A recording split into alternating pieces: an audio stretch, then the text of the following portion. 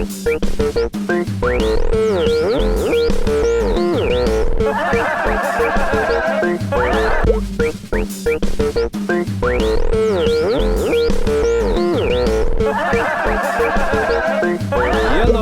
It's your old chuckle buddy. Johnathan James Ramcharan reporting live for duty on this beautiful August 7th in the year of our Lord, 2018. Welcome to Johnathan Ramcharan, the podcast. Yes, sirree. It's a new August. It's about a week old now, I guess, but, it's a new month. You got, another, 3.5 weeks left of this motherfucker. So, yeah, feeling pretty good so far.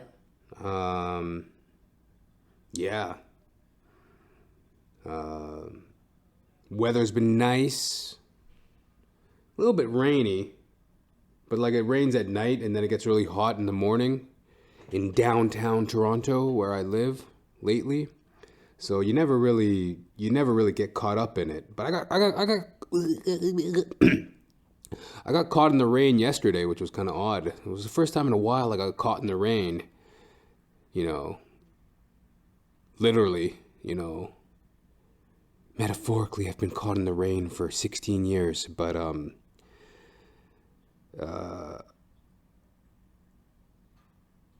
literally, I got caught in the rain yesterday. Interesting, isn't it? Got pissed on, got a little bit of drizzles and drips on my shirt, on my shoes, but that was all good. I mention this because I've been working out a lot lately too, and that's one of the good things in my life lately is, it's kind of strange. Physicality, well, a lot of things in life just come down to mentality.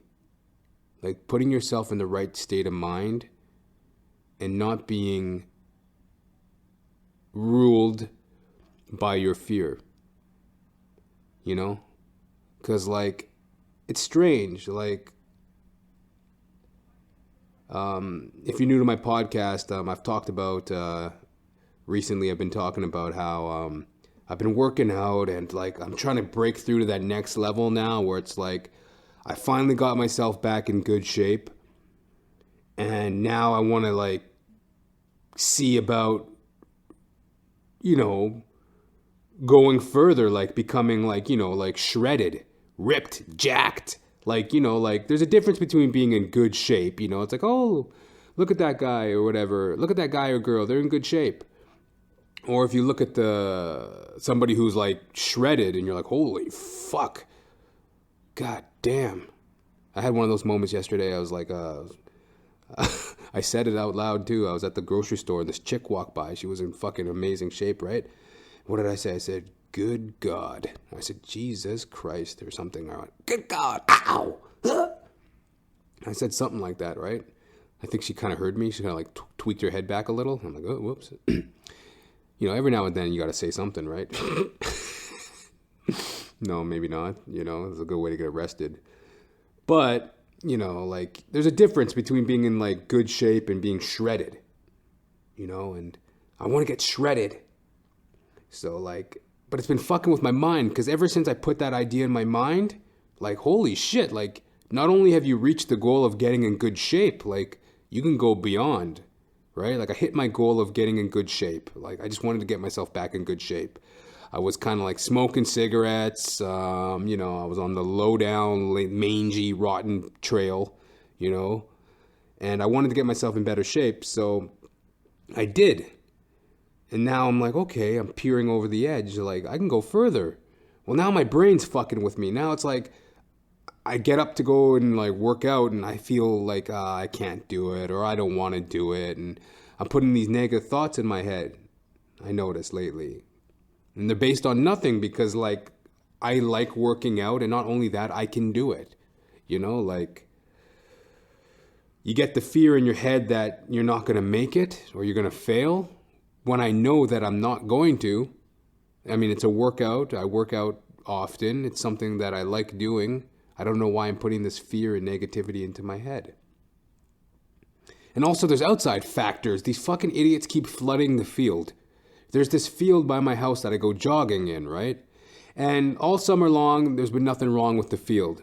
Well, as of like about a month ago, the Parks and Recs department, the Toronto City Department of Horticulture, or whatever the fuck you call landscaping, shrubbery and whatnot. These fucking Parks and Recs dildos, they've been flooding the field. I don't get it. There's no need for it. Like the field, it's like just like a little soccer field, and they flood it. And so I'll go running through the field, and all of a sudden, like I'm tromping through a fucking pond. And I'm like, what in the fuck, right? So then I run up the hill, and I'm like, these cocksuckers flooded the field. And I'm like, why? Like, why? The field is like, the grass is green as fucking evergreen. And it's a soccer field. Like, it's a field for people to go and, do sports in. Why would you flood it? So then, lately, as I've been going for my jog, I've noticed the field's always flooded. And, I kind of take it personally because I don't know why I take it personally. It's not like it's a personal affront on me. But it's just annoying. It's like, leave the field alone. You know what I mean? There's always somebody doing something dumb, I find. If only I could rule the world,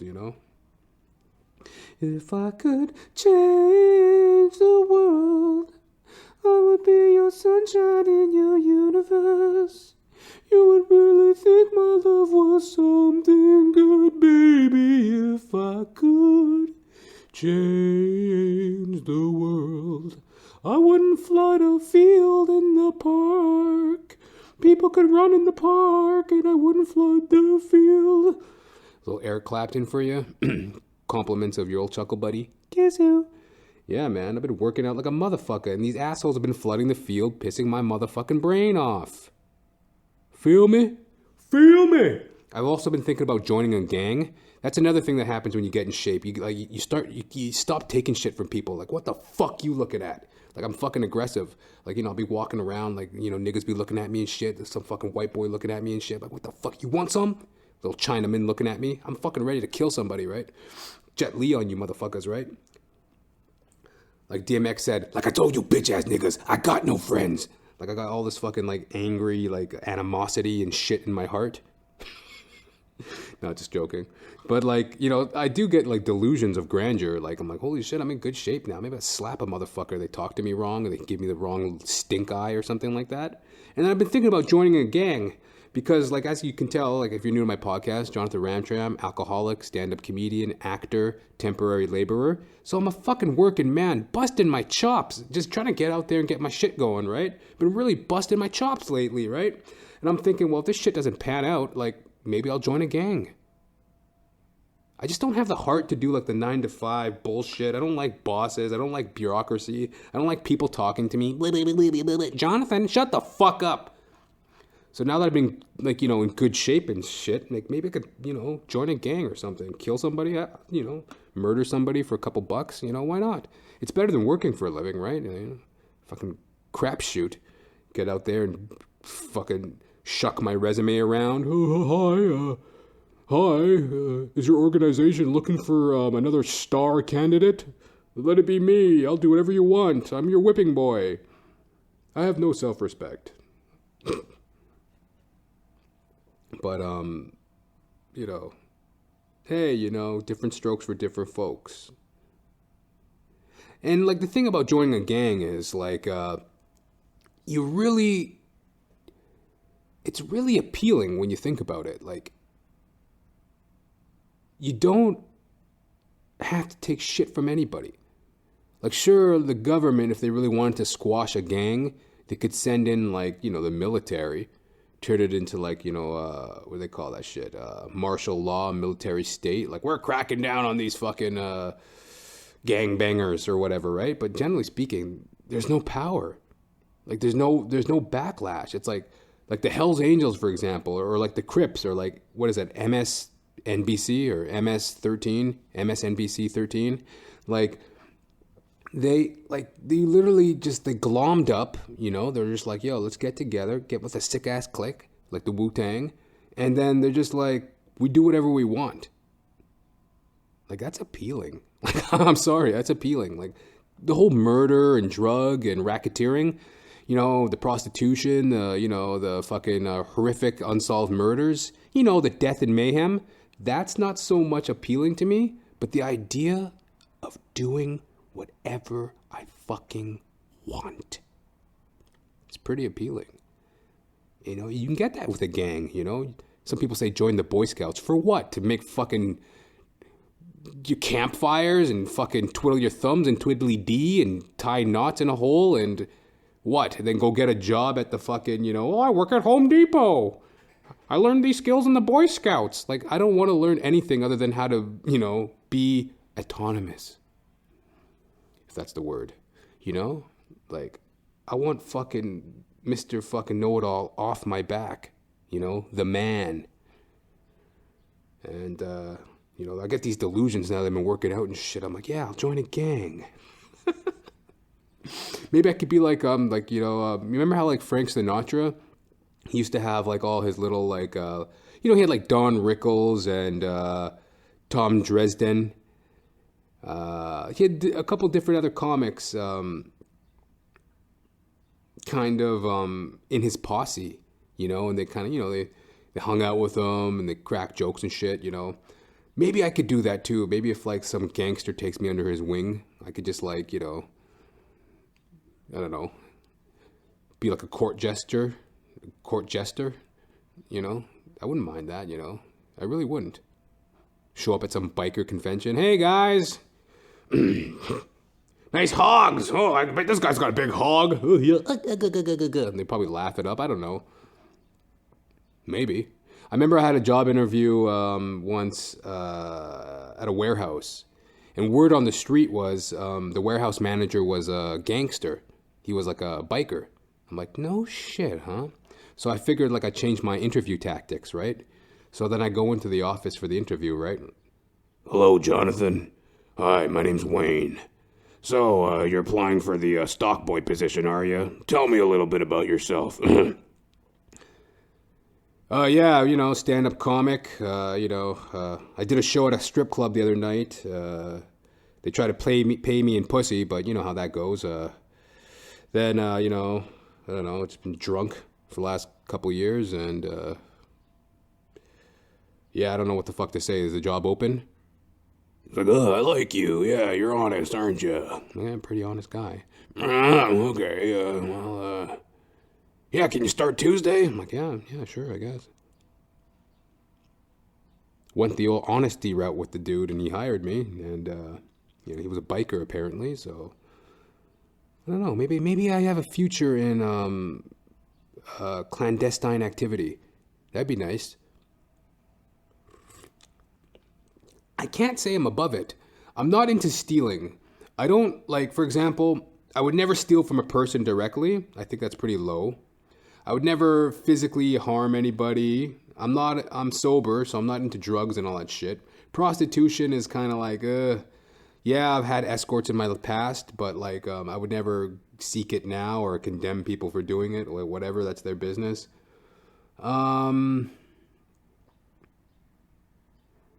Corporate theft, I'm okay with. I don't give a fuck if you steal from Walmart. Who gives a shit? They're stealing from fucking humankind. Raping and pillaging the planet. They got so many fucking war crimes under their belt, Walmart. Remember when everybody was like, yeah, Walmart's an evil empire, kind of like Costco? Costco's been in the news lately, too, for like, what do they call it? They call it like a, in the generic pharmaceutical trade, Costco, they buy generic pharmaceuticals to obviously sell to allegedly to sell to their patrons at a cheaper price. Well, what Costco was doing to the generic pharmaceutical reps was like demanding, they called it something like some kind of white collar crime word, like, oh, it's a development gratuity or some shit like that. You have to pay us a development gratuity or some bullshit, right? But basically it was a kickback. So that was kind of recent in Costco in Canada. And how do I feel about that? Don't care. I like corporate theft. I think I could be okay in that racket. So if I could get with like a gang that like does corporate theft, I think I could be pretty. I might have a future as a stand-up comedian to the corporate theft ring of some sort. That's a little dicey though with like the pharmaceuticals because like I would never want to steal from the public. I like stealing from the man, some asshole who owns like, half the earth, some corporate fucking vulture. Yeah, I could steal from him. I don't care. Got to do something. I was at a temporary labor gig this past, what day was that? Oh yeah, like last Thursday. I was at a temporary labor gig as I am a temporary laborer. And it was, it's getting to the end of my rung doing these type of jobs, right? So, I'm sent to a house. The job order was, report to this house to help assemble furniture. I'm like, okay, so I guess somebody moved into a house and they need some help assembling furniture. I show up, right? I knock on the door. Lady opens the door. Hi, are you from the agency? I'm like, yeah. Okay, well, do you have tools? No. Well, come in. Okay, this is starting out to be a good day's work. Getting reamed out for no reason. Isn't it crazy how people think they can talk to people? This is why I want to join a gang. No one would ever talk to me like this again. It's crazy how people think they can talk to people. They just scream at people, right? Well, come in, person that I've never met before. I'm just going to ream you up for no reason. Get in here, start listening to my orders. I'm your god. I'm like, okay. So I go in, right? She goes, well, the movers, they moved the bed, and it's in pieces. It's everywhere. So I want you to assemble this bed. Here's your coworker for the day. Hello, John. Hi, John. They sent me to work at the agency with this guy named Mauricio, or what the fuck's his name? Marius. He's like this, I don't know, he's some kind of European dude or whatever, right? He's like, hello, hi, John. He's like 65 years old. He's temperamental. He can barely speak English. Nice guy. So, there we are. She's like, well, I don't know, assemble the bed. I don't know, the pieces are everywhere. I don't know where the pieces are. And then, like, she's got her little daughter there, too. And she goes, Avery, go help the men. Go help the men find some tools. And Avery's like, hi, my name's Avery. And she's got, like, the little, like, tools and shit for us, right? She goes, do you guys need a hammer? Do you guys need a screwdriver? I'm Avery. And she's, like, skipping around the room and shit. Her mom's having a tizzy. Where the fuck's the pieces of this? Where's that? I fixed. Marius, he's just getting in there for some reason, like confusing the shit out of her even more. No, I fixed. Where are the pieces? Hi, my name's Avery. I'm just standing there in this chaos, like, what in the fuck? Is this what it's come to? Is this what it's come to for a fucking 31-year-old man? How to fucking make a lousy dollar in this godforsaken world? Have them take shit from fucking people like the lowest rung of intelligence? Like, this is like chaos. Mental fucking buggery, right? I'm like, oh my God, right? But I play it cool, right? I'm like, no problem, miss. We can get this done. She goes, oh, well, you seem really calm. I wouldn't be this calm if I were you. I'm like, wow. I'm thinking to myself, like, why does my life depend on this? Like, why would it be any other way? So finally, she and Avery leave the room, and we're clear to assemble this bed, right? I'm working with my coworker Marius, right? And he does everything so backwards. Everything like he's an old man. He barely speaks English. So that means he can't communicate with me the way he'd like to. But even so, there's obviously something wrong with him aside from the language barrier, right? Like his eyes bulge out of his head. He he grabs it like he's, no, put it over there. I fix it. Right? So it's like, I took once we got all the pieces of the bed gathered up, I saw within like a fucking millisecond, okay, this is how you fix the bed. Not with fucking Maurice or fucking Marius. So it took fucking forever. And like, you can't tell him anything. That's the problem with like sometimes old people set in their ways. You can't tell him anything. I'm like, I tell him like, yo, put it this way. Like, let's do it this way, that way. And, no, this is the better way. I'm, okay, fine, whatever. I just let him run the show, right? So of course it takes like double the time, right? So we're taking forever, and there's several beds we have to assemble, right? So, it's getting late now, right? It's like we started work at like 4 p.m, right? So now it's getting to be like around, close to 8 o'clock. Well, guess what? It's time for Avery. My name's Avery. La la la la la. The little girl, Avery. It's time for her bed. Time for her to go to bed. Well, guess what? The bed's not assembled. I only put it this way when he fixed this way. Marius, can we just shut the fuck up for one moment and fix the bed? No, let me do it. I fix. So it's like 8 o'clock. It's time to go to bed. For Avery. Well, the bed's not fixed, right? And she's like, but I want to sleep in my bed. Her mom's like, you are being rude. Stop it. So they wind up getting in this big fight about like when to go to bed, if she should go to bed. Listen to your mother. You're embarrassing me in front of the workers right now. I'm just like, oh my God, this is such a fucking... I need to join a gang. I need to be gang banging, baby. Like, this is fucking bullshit. If I can't sell a couple jokes for a living, there's no goddamn way I can do anything else. I need to join a gang. So, oh my God, it was just this fucking nonsensical headache.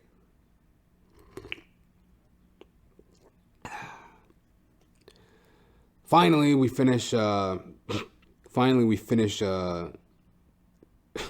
assembling the bed, and the lady goes, would you let your child sleep in this bed? Honestly, tell me the truth. And like, the bed was fixed fine, right? I'm like, yeah. I felt like saying too, is this some kind of racial shot at me too? Like, if one, what do you mean? Because I'm a black man, that means I have children? Huh?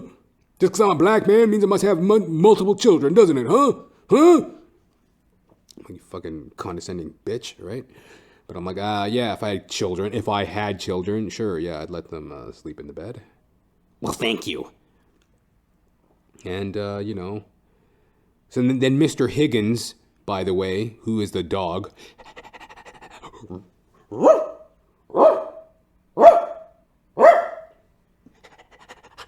Mr. Higgins, I go downstairs to she's going to sign us out for the day. And I'm like, what in the fuck? She goes, Mr. Higgins, put that down. Mr. Higgins, he's got my fucking shoe in his mouth, right? He's running around.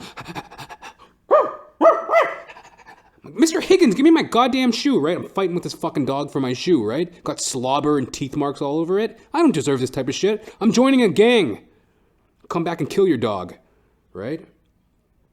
Mr. Higgins, don't rip the man's shoe to shreds. Fuck. Type of shit you gotta do just to turn a lousy buck in this fucking lifetime, right? Just fucking unbelievable, right? And then she offered me a job. She goes, well, so what do you do for a living? Would you be interested in coming back to you're actually one of the better workers we've had from the agency. Would you consider coming back? I'm like, no, I'm kind of in between work at the moment. She goes, oh, well, what do you do? This is a sore spot for me. This is one that gets my goat. This is one that, I don't talk about what I do other than on the podcast, but I don't talk about it generally with people. It's not something I want to talk about. I mean, I'm trying to have the humility to be where I am in my life, and I don't have to oversell myself. I mean, what do? I'm obviously a temporary laborer. That's what I'm doing today, right? Like, I don't have to put on the Ritz. But if people want to ask and pry into my life, I do have to answer. I don't have to, but, why should I be ashamed to? Why shouldn't I talk about it? It comes down to questioning. Who wants to be questioned, right? That's another thing that happens when you join a gang. People probably always be trying to question me, but the luxury I'll have is I won't have to answer. But, not that I had to answer this either, but, why should I, hide who I am or whatever, right? It's frustrating for me to talk about because it's like, do you have an explanation for yourself? Who are you? Like, it's like being interviewed when you weren't calling for an interview. You weren't engaged with an interview. You weren't up for an interview, and now you're being interviewed. So, what do you do? What do you do? What's your background? What's your job? What are your skills? It's like, this is not an interview. This is a daily temporary labor job, and I'm out the fucking door right now, miss. But, anyways, I'm just like, I'm a performer. I don't know what that means. That's what she says. I don't know what that means. Oh, you don't, do you? Huh? The way your little stupid fucking hypochondriac act you were performing earlier today was, we gotta get the beds fixed. We gotta get the beds fixed. Like, you're a performer as well, miss. But I didn't say that. I'm just like, like a stand-up comic. She goes, oh, you got jokes. You're funny, huh? That sounds interesting. Yeah.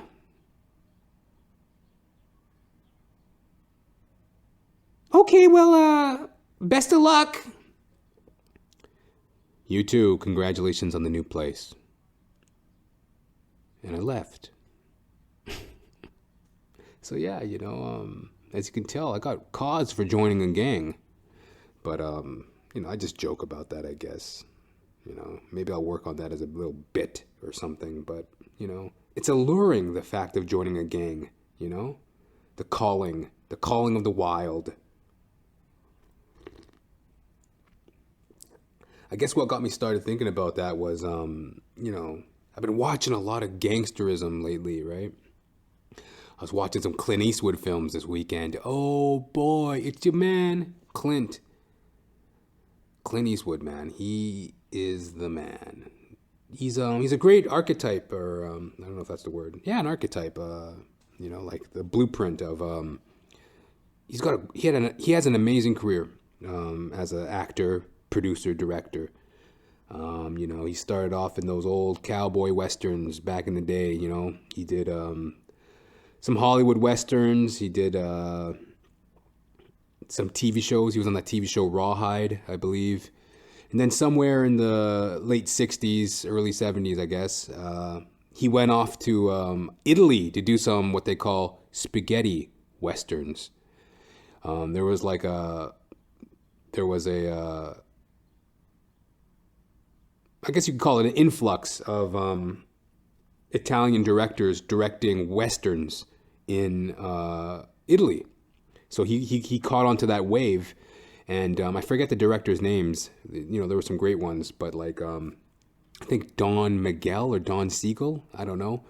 But anyways, fucking him, Clint Eastwood, he did those films, A Fistful of Dollars, The Good, the Bad, and the Ugly, and For a Few Dollars More. Wow, wow, wow. Wow, wow, wow. Oh, wow, wow, wow. Oh, wow, wow.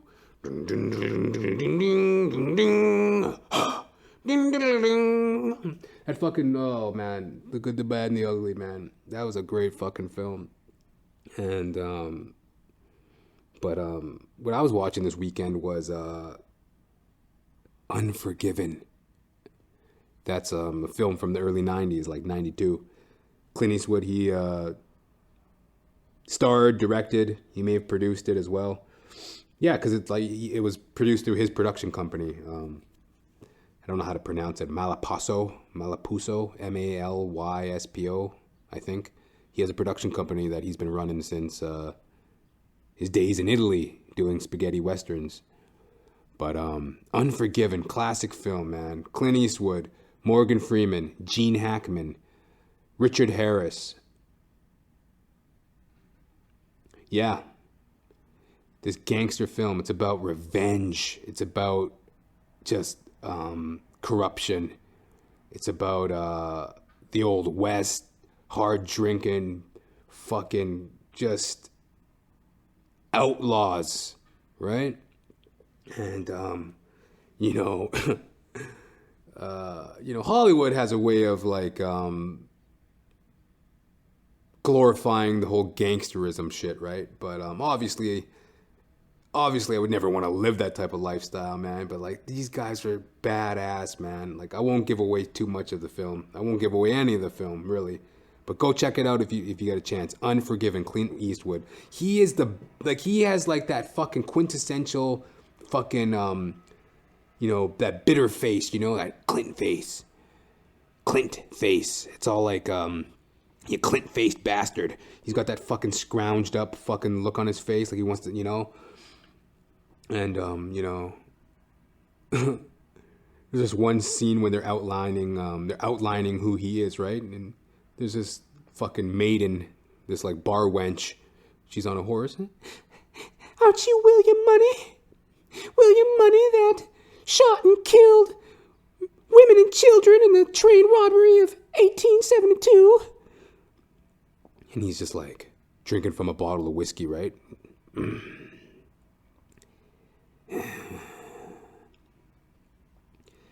Then he it's just, I can't say too much without giving away the plot, but it's such a fucking great film, and the revenge that he gets, right? Clint Eastwood swears like no other fucking actor out there, man. He's just got he's got that low, stern, like, that's the thing. It's like his voice is actually kind of high pitched, but it's in a it's kind of gravelly, yet it's kind of like a tenor. Like, he's got a very soft voice, but it's also kind of gravelly, right? It's kind of it's a very unique kind of voice. And, which one of you fellas owns this shithole? You cowardly son of a bitch. Aren't you William Money? William Money, the train robber that shot and killed women and children in the train robbery of 1972? 1872? Yeah, I'd be William Money. One time or other, I shot, damn near killed everything that walked. I'm coming here to kill you, little Bill. I'll see you in hell, William Money! I don't deserve this! Deserve's got nothing to do with it. Oh, I'll see you in hell, William Money.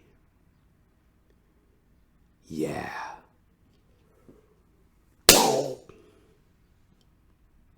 All right, I'm coming out. Any of you sons of bitches shoot at me, I'm gonna kill him. I'm gonna kill him, his wife, all his friends. I'm gonna burn your damn house down. I'm gonna kill all you sons of bitches. Fucking Clint Eastwood, man.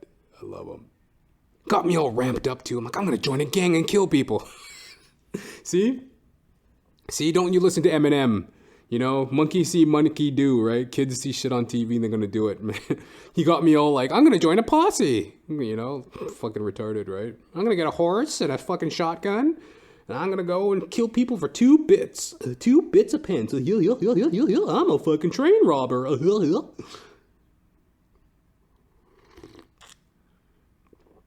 Damn motivational that was, I also what's been getting me on the gangsterism is I've been watching a lot of Sopranos, Tony Soprano.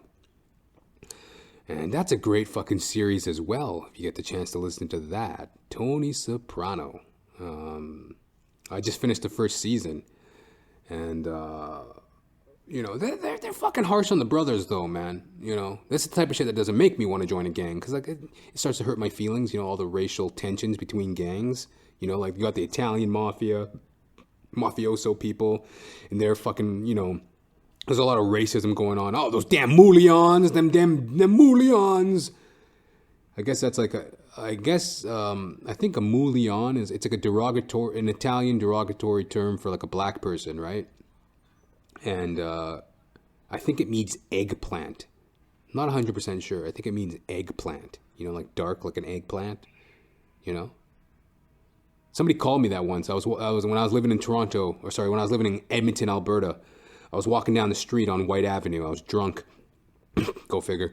And this car pulls up, right? And it goes, "Hey, fuck you, you moolion!" And they drive off, right? And I'm like, I started laughing too. I'm like, did they just call me a moolion, right? It's fucking hack-ass fucking wannabe gangsters, right? But Sopranos, man, that's a fucking dope series. I've been watching that recently too.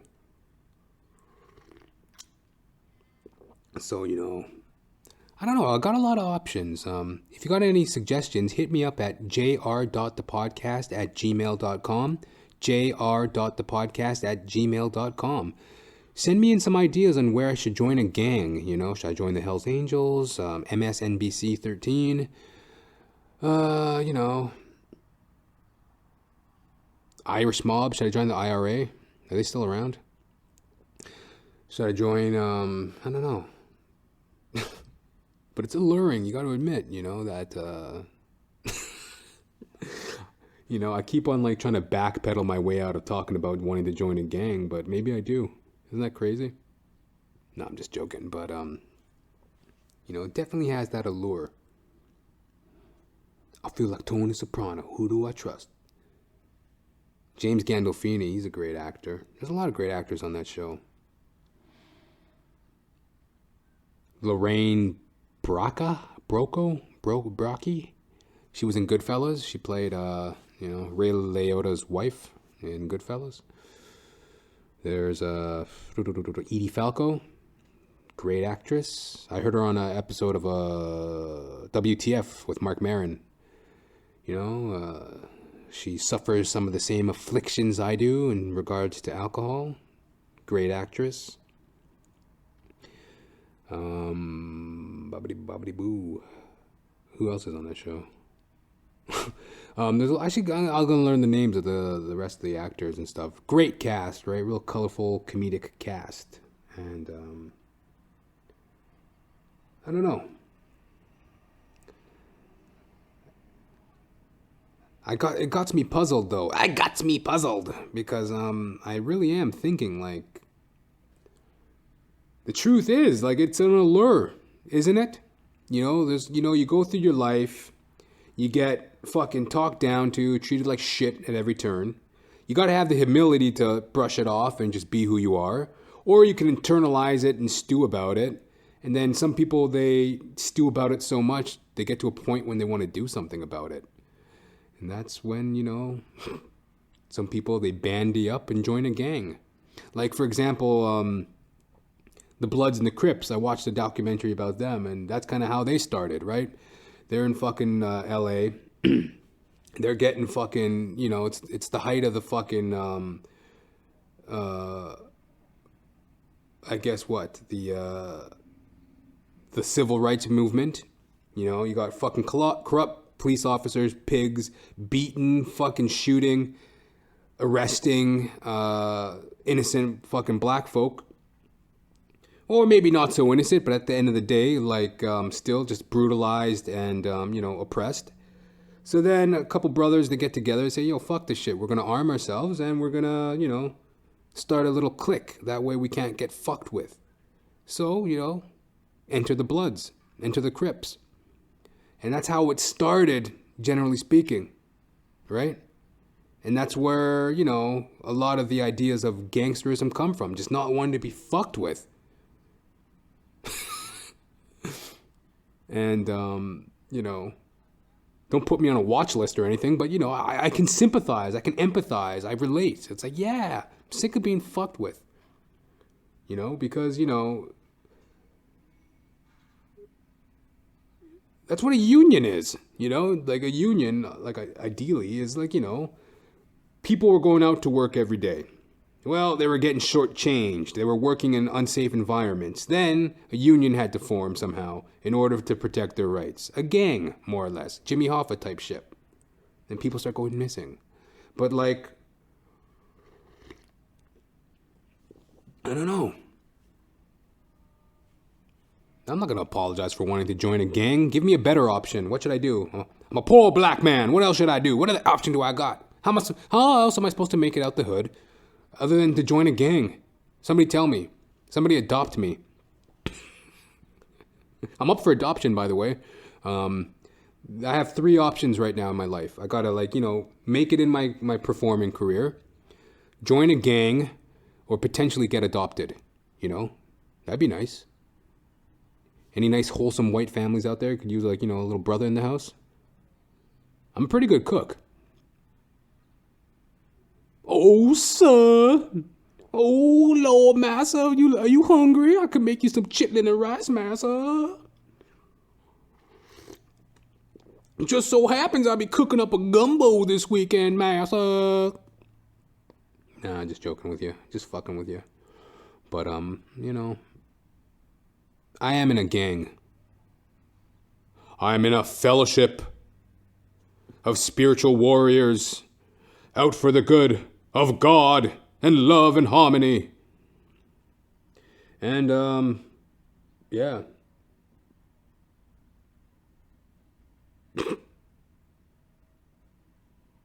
But I will say this, though. If I were to join a gang, it'd most likely be like, I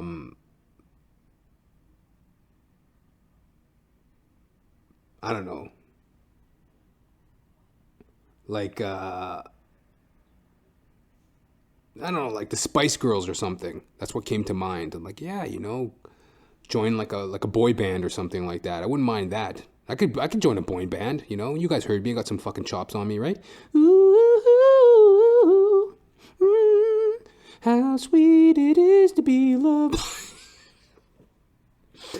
I could join a doo-wop group, maybe. I don't know. Adopt me. It's your old chuckle buddy. Guess who? Johnathan James Ramcharan, reporting live for duty on this August 7th in the year of our Lord, 2018. Any of y'all kids listen to this, you stay in school, don't join no gang. I'm just going to keep on doing what I do. Hit me up, jr.thepodcast@gmail.com. Send me in some information on yourself so I could put it into my catalog. jr.thepodcast@gmail.com. And, don't join a gang, stay off drugs. Talk to you next time. Peace.